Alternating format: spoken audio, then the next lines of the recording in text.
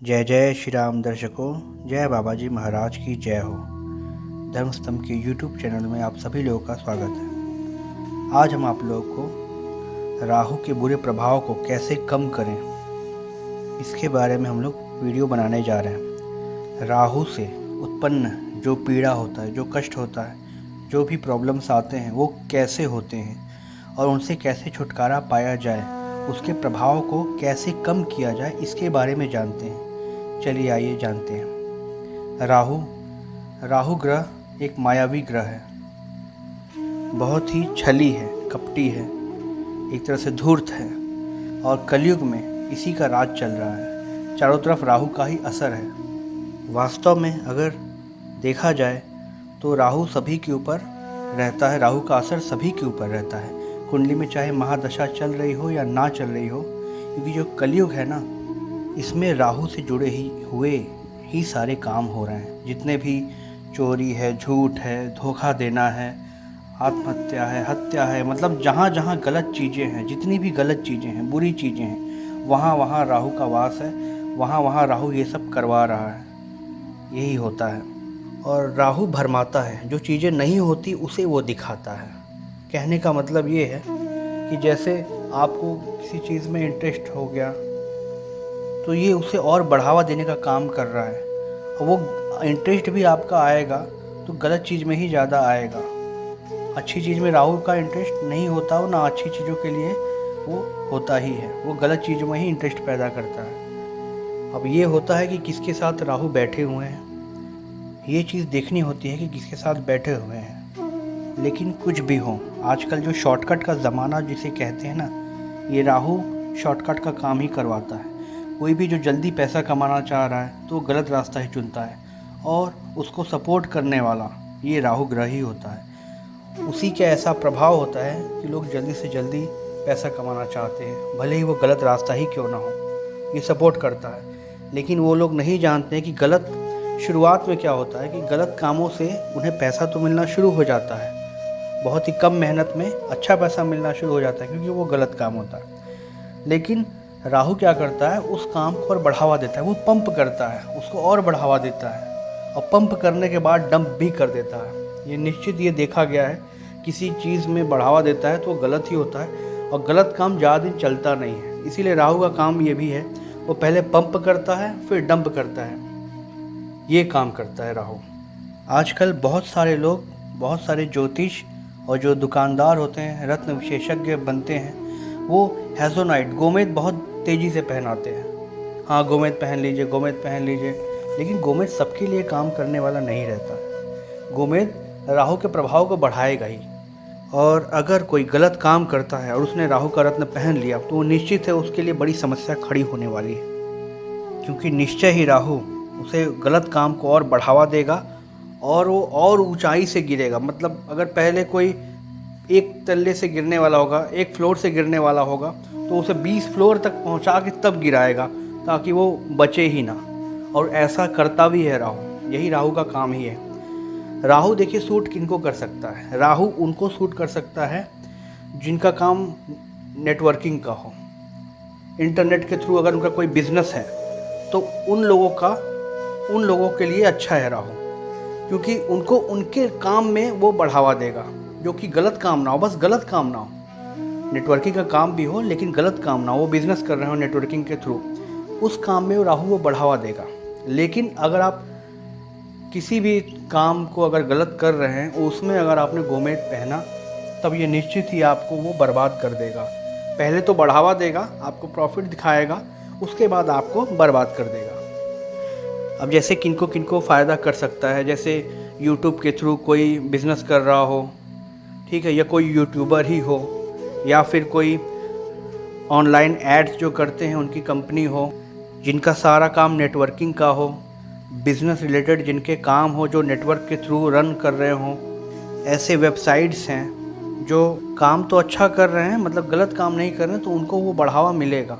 लेकिन अगर धोखा देने का कोई काम कर रहा है, कोई फ्रॉड करने का काम कर रहा है, तो ऐसे लोगों के साथ निश्चय ही लास्ट में यही होगा कि पहले तो उन्हें बढ़ावा मिलेगा और बाद में वो बर्बाद हो जाएंगे।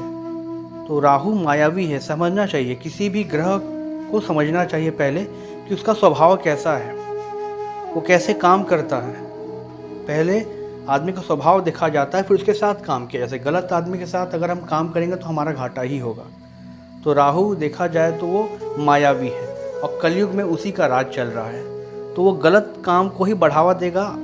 पहले वो गलत चीज़ें मन में लाएगा, हम गलत सोचेंगे, निगेटिव सोचेंगे। और अगर हमारा काम ही गलत है तो हम उसको और गलत करेंगे और बड़े स्तर पे करेंगे, बड़े लेवल पे करेंगे। और फिर हमारा क्या हाल हो जाएगा, बहुत बुरा हाल हो जाएगा, हम कहीं के नहीं रहेंगे। ये तो हमने राहु के स्वभाव और कर्म की बात की। अब आइए चलते हैं, राहु जिनका बुरा होता है उन्हें कैसे पता चले कि राहु उनका बुरा है। तो उन्हें ऐसे पता चलेगा, उनका पहले तो पेट खराब होगा, डाइजेशन अच्छा नहीं होगा, उन्हें गैस बहुत बनेगी, ठीक है। उनके काम बनते बनते बिगड़ते जाएंगे। काम अगर कुछ बनेगा भी तो कट जाएगा, पहले तो बनेगा ही नहीं, बनेगा भी तो कट जाएगा, एकदम लास्ट लेवल पे जाके वो कट जाएगा। उसके बाद उनके मन में निगेटिविटी आने लगती है, फिर उनका कोई काम में मन नहीं लगता है। मन भी लगेगा तो गलत कामों में मन लगेगा, और अगर कोई गलत कामों के चक्कर में पड़ा तो निश्चय ही बर्बाद हो जाएगा।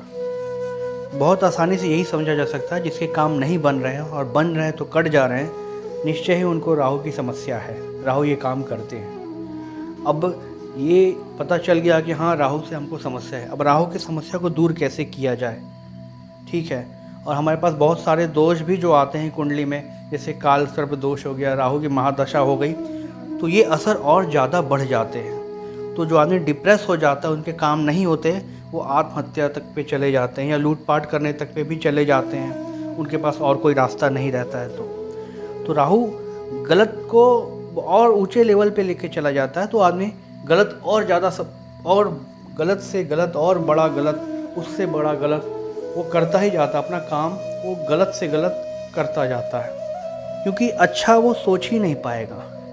राहु जो है पहले चंद्रमा को ही दबाता है, तो हमारे मन पे कंट्रोल कर लेता है, और हम गलत ही सोचेंगे भी तो गलत सोचेंगे, और हमसे अगर कुछ नहीं भी हो पाएगा तो हम डिप्रेस होके आत्महत्या तक का भी सोच सकते हैं, और यही राहु करता भी है।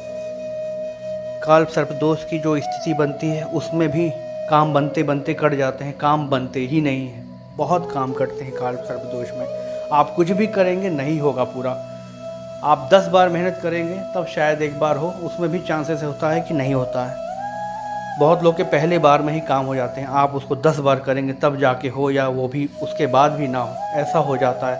राहु बहुत बुरी स्थिति बना देते हैं, शनि से भी खतरनाक हैं वो। खासकर जिनको काल सर्प दोष हैं या राहु की ऐसी समस्याएं हैं, जो लक्षण मैंने बताए अगर ऐसी हैं, तो निश्चय ही उन्हें राहु के दोष का निवारण करना चाहिए, राहु को शांत करना चाहिए। अब राहु शांत कैसे होगा? अब जिसका असर चारों तरफ फैला हुआ है, कलयुग में उसी का असर है, चारों तरफ फैला हुआ है, ठीक है। अब उसको कम करना बहुत बड़ी बात है, बहुत मुश्किल बात है। किसी को असर को हम ख़त्म नहीं कर सकते हैं, चाहे कुछ भी कर लें, लेकिन उसके असर को हम बहुत हद तक कम कर सकते हैं। तो कम करने का कुछ तरीका आज मैं बता रहा हूँ, उसे नोट कर सकते हैं आप लोग। राहु के काल सर्प दोष हुआ या जो भी बुरे लक्षण हैं या जो भी बुरे असर हैं राहु के, उनको कम करने के लिए ये सारे उपाय आप कर सकते हैं। पहले तो आपको तला भुना खाना, मिर्च मसाले वाला खाना बंद करना होगा, ठीक है। इससे बॉइल्ड खाना आप खाइए या फ्रूट्स खाइए, वेजिटेबल्स खाइए, ग्रीन खाइए, बहुत ज़्यादा तेल मसाला मिर्च मसाला वाला खाना ना हो, तला भुना खाना ना हो। दूसरा आते हैं पानी को आप बॉईल करके पीजिए। आप पानी को बॉईल कर लीजिए, उसके बाद पीजिए। वो नहीं कर सकते हैं तो आप कॉपर का जग लीजिए, कॉपर के जग में पानी पिया कीजिए। उसको पीना हो तो आप 1 घंटे 2 घंटे पहले भर के रख लीजिए, या रात में भर लीजिए तो सुबह पीजिए। तो कॉपर का जो जग होता है उसमें पानी पीना शुरू कीजिए या बॉइल्ड पानी पीना शुरू कीजिए। उसके बाद आप 7 तरह के ग्रेन्स, 7 तरह के अनाज को आप पर डे निकालिए, 1 मुट्ठी 2 मुट्ठी। और उसके बाद क्या करिए, कुछ गाय के लिए रख सकते हैं, अगर गाय आए तो ठीक है, नहीं तो कुछ चिड़िया के लिए निकाल दीजिए। छत पे जाके कहीं किनारे या कहीं पे भी जहाँ पे वो खा सकते हैं। वहाँ गंदगी ना करें, छत पे गंदगी नहीं होना चाहिए। छत अगर गंदा होगा तो राहु का असर और ज़्यादा होता है, ठीक है। छत गंदा नहीं होना चाहिए, तो उसे कहीं ना कहीं दे दीजिए। और हो सके तो अगर कहीं पास में मछली है तो मछलियों को साथ अनाज जो है वो निकाले रहें तो वो आप दे दीजिए, ठीक है। नहीं तो मछली पालना भी बहुत अच्छी बात होती है, आप एक्वेरियम रख सकते हैं, ठीक है। और तो ये तीसरा था उपाय। चौथे उपाय में हम लोग क्या करेंगे, गणेश जी की पूजा शुरू कर देंगे। गणेश जी की जितनी पूजा करेंगे उतना ज़्यादा अच्छा है, क्योंकि गणेश जी से राहु दबते हैं और भैरव जी से भी राहु दबते हैं। तो गणेश जी का जो असर है ना वो राहु को दबाता है, ठीक है। तो गणेश जी की पूजा करना शुरू कर दीजिए। ओम गंग गणपतये नमः, इस मंत्र को जाप करिए, ज़्यादा अच्छा है। गणेश जी के अलग अलग मंत्र अलग अलग कामों के लिए होते हैं। जैसे श्री गणेशाय नमः से हम कोई भी काम शुरू करते हैं, लेकिन ओम गंग गणपतये नमः ये जो मंत्र है, इस मंत्र से जो काम होता है वो विघ्न को काटने वाला होता है, जो बाधा होती है उसको दूर करने वाला होता है। इसलिए इस मंत्र का हम प्रयोग करते हैं। इसका 108 बार जाप कर सकते हैं। कोई अगर जो ज़्यादा परेशान है वो उससे ज़्यादा भी जाप कर सकता है। गणेश जी को दूब चढ़ा सकते हैं, जो घास होती है दूब वाली घास, वो चढ़ा सकते हैं गणेश जी को। गणेश जी के लिए दिया जला सकते हैं। ये तो था चौथा उपाय, ठीक है। उसके बाद अब 8 मुखी रुद्राक्ष भी धारण कर सकते हैं, लेकिन रुद्राक्ष अगर सही विधि से धारण किया जाए रुद्राभिषेक के बाद, तब वो काम करता है, एक्टिवेट होता है, ठीक है। और उसके बाद अगर आप ज़्यादा और परेशान हैं तब तो कोई और उपाय बनता नहीं, तो इतना उपाय करने से बहुत ही अच्छा लाभ मिलेगा।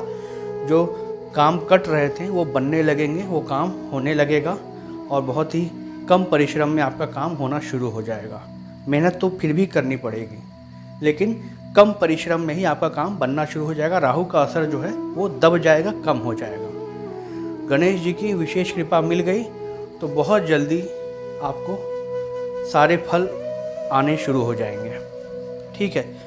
तो आज के लिए इतना ही था। अगर वीडियो अच्छा लगा हो तो इसे लाइक करें, शेयर करें दूसरों के साथ, कमेंट करें, कोई सजेशन देना हो तो सब्सक्राइब करें। और अंत में चलते चलते जय जय श्री राम,